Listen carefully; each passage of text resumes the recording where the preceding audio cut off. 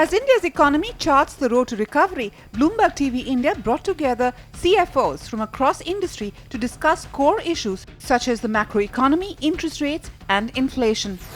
C.S. Verma, the chairman of Steel Authority of India, set the tone for the conclave, highlighting the challenges for the economy. One of the immediate problems being faced by the government is a significant slowdown in the economic activity in the recent years. The once booming services sector in India has slowed, but it is the manufacturing sector that has performed especially very poorly by recording an expansion of barely 1.1%.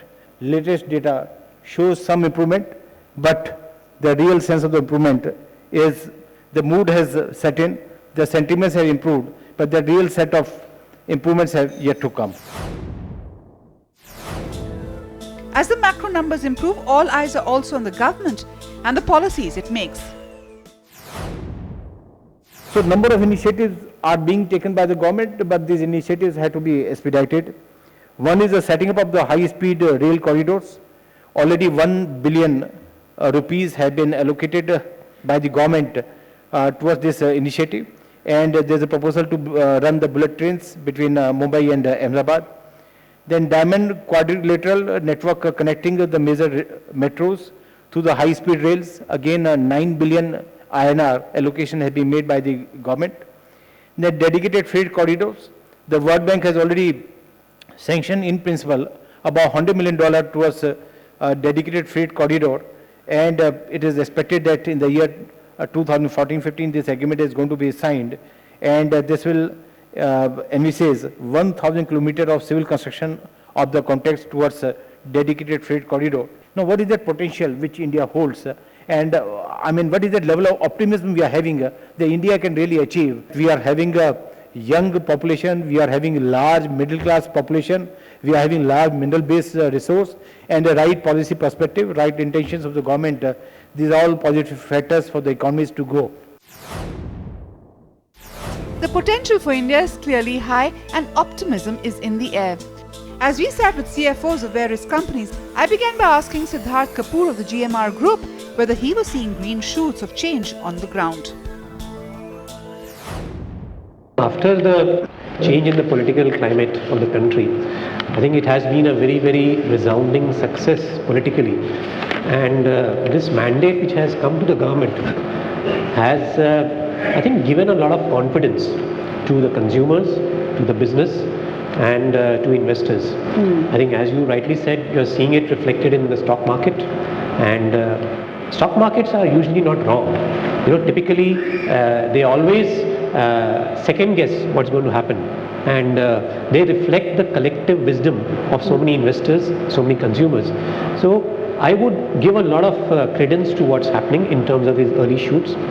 In fact, to give you from our industry point of view, the early shoots which we are seeing are, of course, the growth in cargo. Cargo growth, which was muted in single digits for the last 2 to 3 years, has seen over the last 6 months a growth, very, very significant growth. We are seeing growth in the region of about 16 to 20%, and that typically in our business reflects early stages of indication that there is growth to come. And passenger growths have also picked up in airports. So we see a lot of change in investor sentiment. The investors whom I talk to, they do reflect the mood that India is definitely in an era of change. So I do think that there are good times to come. So Siddharth spoke about investors and the mood among investors changing. I want to ask you a specific question on that, because Vedanta as a group is international. It's got a footprint across many key markets. What is the sentiment change that you see? I mean, if you look at the stock market as a whole, it's gone up from almost doubled. In recent times, something it's outperformed every other market in the world. So it is reflective, and you see in a very short space of time, almost, if you look at the number of companies which have gone and raised equity, it's phenomenal. The quality of investors coming into this country, if you look at the share register, has changed dramatically. And you see far more long-term investors come into the company. It does reflect significant change in the investors' mood. Okay.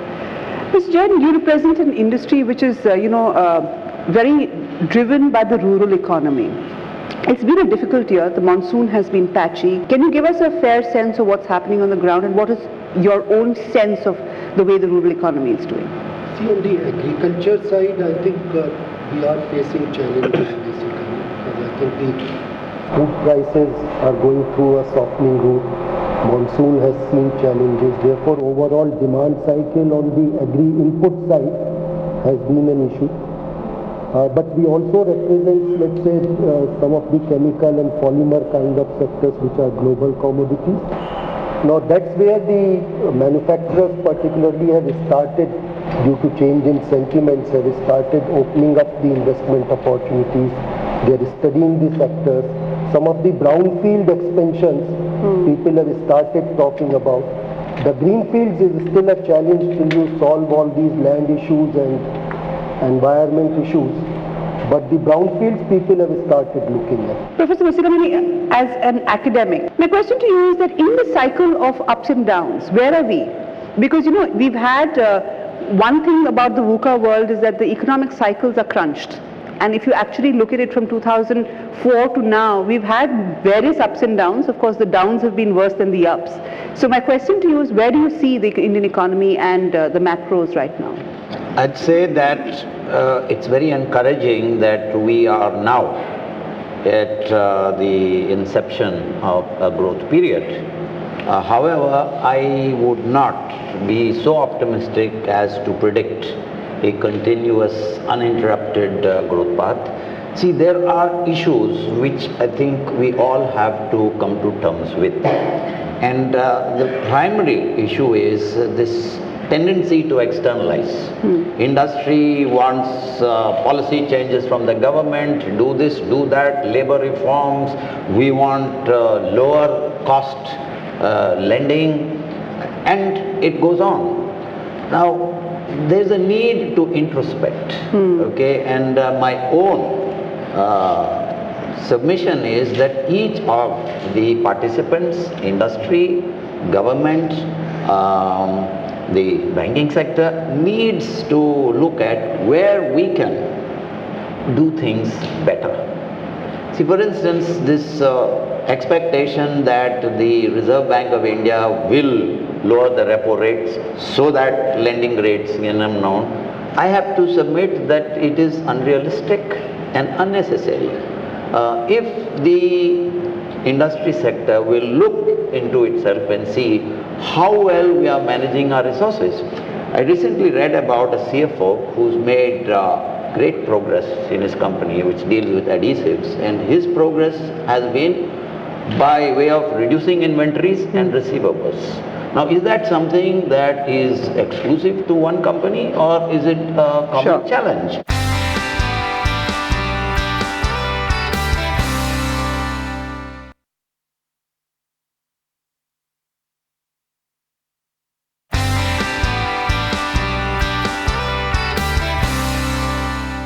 So that's very specifically, we've seen the stock markets rally. We've had a lot of infrastructure companies specifically burdened by debt. How much of a window of opportunity has the stock market given you to pare down your debt? Because I know you've got a round of funding from KKR at the group level. As far as the stock market rally is concerned, definitely it adds currency in the hands of entrepreneurs, and it makes second rounds, third round, follow-up rounds of equity funding much more feasible, much more optimum. Infrastructure especially, and I think even manufacturing also to a large extent, need capital, and capital has to be balanced. There is debt available. On the debt side, I think you will have the need to bring down interest rates. The balancing factor on debt raising has to be equity. And today, with the stock market rising, valuations up, I think it will throw up a lot many opportunities. There are different companies in different growth cycles. There are companies which have already high level of debt and would be looking at equity. So for them, equity, the stock market growth comes at the right time. So for companies like us, infrastructure, where already debt levels were high and they were struggling also with interest rates, the softening of the interest rates, opportunities to raise equity will come at the right time to optimize your capital structure. Okay. So you represent a group which is into the hardcore minerals and mining business. What is the situation according to you on the ground, especially for somebody like Kane, whose expansion and ability to, say, drill deeper into Rajasthan was always blocked because of permissions and, various issues. So what is your own assessment of what it will take for you to really get back into the growth groove? I think in the recent past, there have been a lot of changes which allowed us to go back into exploration in Rajasthan. And we've been exploring once again for the last 1 year. And I think the current government has also moved radically in terms of putting a reform process, which allows us to expedite a lot of projects. Having said that, I think the red tapeism that Siddharth spoke about needs to be cut down quite a bit, in the sense that there are multiple approvals that you need to be able to execute one single project. And the big challenge in front of the government, I would say, is really moving towards a single window clearance. And I think the interministerial sort of, not alignment, but working together in a much more coordinated manner, or a single window, would be very helpful, rather than having to go through sequential approval processes. If we could process approvals in parallel or through one single window, it would make a world of a difference. So that's not happened as yet. Do you see ministries moving towards that direction? They're certainly moving towards that, right? But it will take its own time. I mean, if you look at most MPs are first-time MPs. You look at ministers, a lot of them are first-time. So I think understanding the equation of interministerial work is time. In fact, Professor Masiramani, you said that don't look at the RBI, look within. Can we have a real recovery if interest rates continue to be at this level? Because we know that the real kicker for the Indian economy has always happened when the interest rates have been low, and that's a fact. All right. Let me respond that if interest rates are lowered, you will certainly witness a surge. How long is that surge going to be sustainable? That's a question. And while in no way disagreeing with the great priority that the government has to take in declogging these projects, it's very big, and there's absolutely no doubt about the need to do that. I would suggest that we also look at a couple of other things.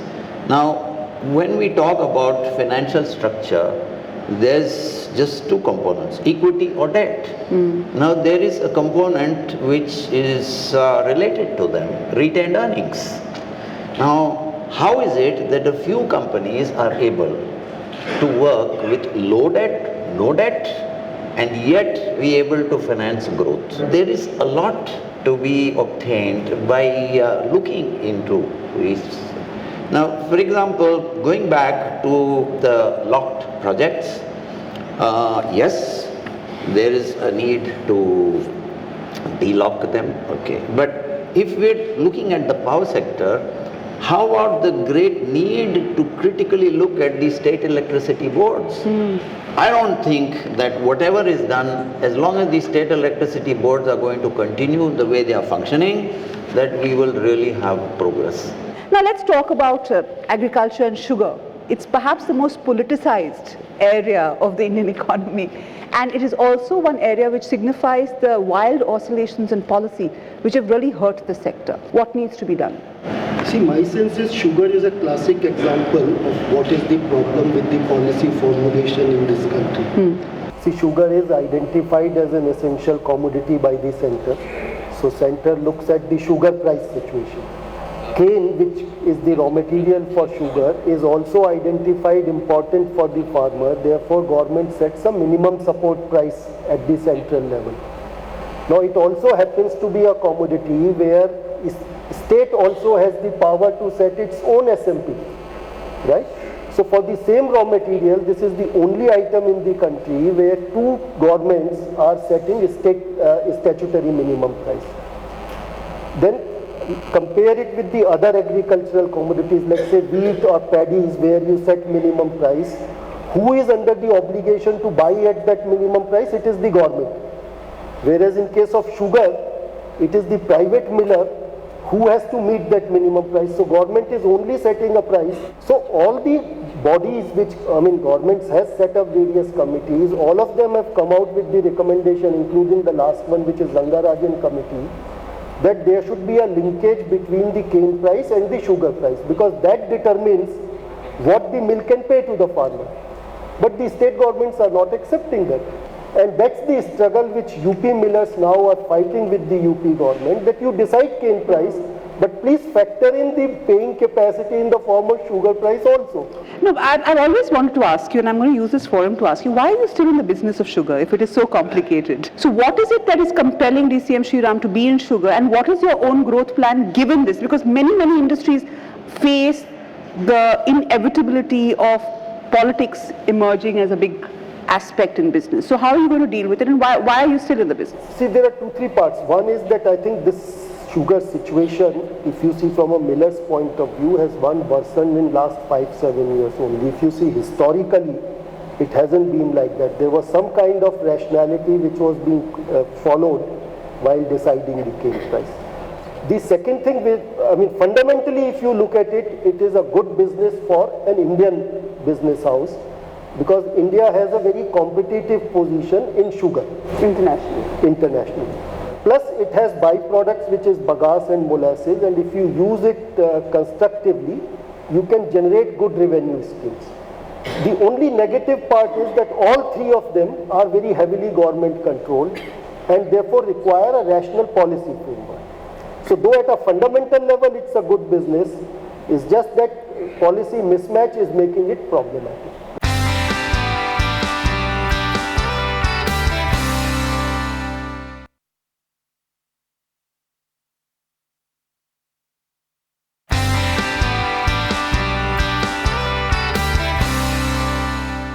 Let's go specifically on the interest rate. Sudhir, let me start off with you. Interest rates are high. There's no two ways about it. Is this sustainable, according to you? No, I don't think high interest rates are sustainable. I go back to what Professor said. Growth, sustainable growth is triangulated around equity, debt, as well as internal accruals or retained earnings. If you use only one of the levers, you'll get a very crunched recovery. For it to be sustainable over a decade, all three need to work in tandem. When you look at it from a company's point of view or principal shareholders' point of view, if you're going to run interest rates of, and going back to also, take a step back, made in manufacturing is really going to come from small and mid-cap companies. Large companies always find it easy. Their cost of money, cost of debt today is 14-15%. Which means you're looking at risk capital costing 20-22% to get the spread going to shareholders who are taking the risk. It is not sustainable. Interest rates can afford to be reduced significantly, and interest rates also at a time like this when markets are euphoric, one can take a more assertive stand and say, let's go with 100-150 basis points rather than 25 bips at a point. For an academic, mooring to this entire discussion, my question is that if we were to presume that there would be an interest rate cycle change, how do you see the process of recovery, and is it going to sustain that recovery? What are the 2-3 things that the government should look at? Okay, should interest rates in India come down? Certainly. Are they high? Definitely. Let's compare with the Western economies. Interest rates are much lower. And why is it then, we have to ask, why is it that Indian interest rates are so high? And do you think that 25 basis points and 50 basis points by the RBI is going to make a change? No. Here's the fundamental issue, that Indian banks operate on an unacceptably wide spread. If you look at the Western economies, what they pay to their depositors versus what they lend at, that spread is not more than 3%. In India, it is 6 to 8%. Now, what is the justification for the whole banking sector to continue with this? That has to be questioned. And there have to be systemic changes whereby the basic lending rates are brought down substantially by the banking system. Siddharth, if you were to time the recovery, and I'm sure you're looking at the recovery process in the next, say, the general sense that I'm getting from economists is that in the next 6 to 9 months you will start seeing a lot more movement because you'll have projects clearing up, you'll have interest rates coming down, and from 9 months on we will actually see the growth trajectory growing. What's your own assessment? I think what you said is right. You'll see interest rates cycle moderating in the next 3 to 6 months. You will see some more reforms coming in. You will see infrastructure projects getting cleared. I'm hoping, based upon what the intentions of the government are, what actions are there on the ground, what intentions they are portraying. I think looking at all this, I would tend to agree that maybe a year is what I would really look at. So then if it's going to take 1 year for the growth to come back, and a lot of the positive cheer is going to be determined by what stock markets do, my question is that are we sitting on a bit of a risk? Because if quantitative easing has already been pulled out, you have FIs moving out, do you think we will be able to sustain this cheer, or do you think that perhaps we are getting ahead with the positivity right now? What's your assessment? Personally, I think we are a bit ahead. I think the market, but equity markets behave in that fashion. They are uncontrolled either way. So, they will respond in that fashion. And, but having said that, I think, what has happened very quickly in a quick space, that excess capacity has gone into the market, and is something what, corporates are responding as demand is picked up. And it's late, it's early November now, and I think most companies would start, given that most companies have fiscal year starting April, would start drawing up budgets and business plans in a lot more detail now, starting almost now, right? And I think they will be full of optimism. It is my belief they will be optimistic. Needless to say, they would first, take to the extent possible their existing unutilized capacity to the hilt, and then the capex cycle will start getting built in. So it's a cycle of the way companies work as well. Excess capacity, the working capital starts improving, then long-term capital starts changing, and as a consequence of that, I would dare be optimistic in the sense to say significant capital raising would start somewhere from April onwards, once companies firm up their long-term plans. A boost to equity markets coming from interest rates, followed by, our own, India's budget. Okay. At DCM, Sriram, what is your own plan? Are you looking at increasing investment? Are you looking at consolidating? Give us a benchmark of what you're doing to get a sense of what corporates are doing. My sense is, Mini, on this particular aspect, for the recovery to sustain, it is very important that in next 3 to 6 months, government makes some pretty substantial, tangible changes in the major bottlenecks, which is land clearances. I think unless they move on that, I feel this recovery process can get curtailed if nothing of this sort happens. The second thing which I think I am little worried about is this commodity price going down is good for at one level on a short term, but we should also see that a lot of Indian companies have their output prices linked to the global commodity prices, so they will start seeing a squeeze on their margins going forward, which may stop them from investing, for the time being, till this cycle reverses. So it is very important that it doesn't have effect on the overall growth for it to happen. It is important that the infrastructure investment takes off very fast. And for that, I think land reform, clearance reforms, and a drastic reduction in cost of capital is essential element, essentially. Okay. We haven't talked about GST. If GST does come through by April, do you think that could be a big kicker for the economy? My sense is GST can't be made effective in this particular April. In any case, it can be made. Yeah, even if the news on GST comes in. Right now, it will have a sentimental value, and it will add quite positively to that sentiment that we are moving forward. I think one of the other aspects it will indicate that at least center and states have found a working equation themselves on such a big item. I think one of the key aspects which we are missing is that a lot of improvements have to happen in states. We haven't seen states speaking in the same voice as the center. Unless states also move, a lot of these clearances and land reforms won't happen.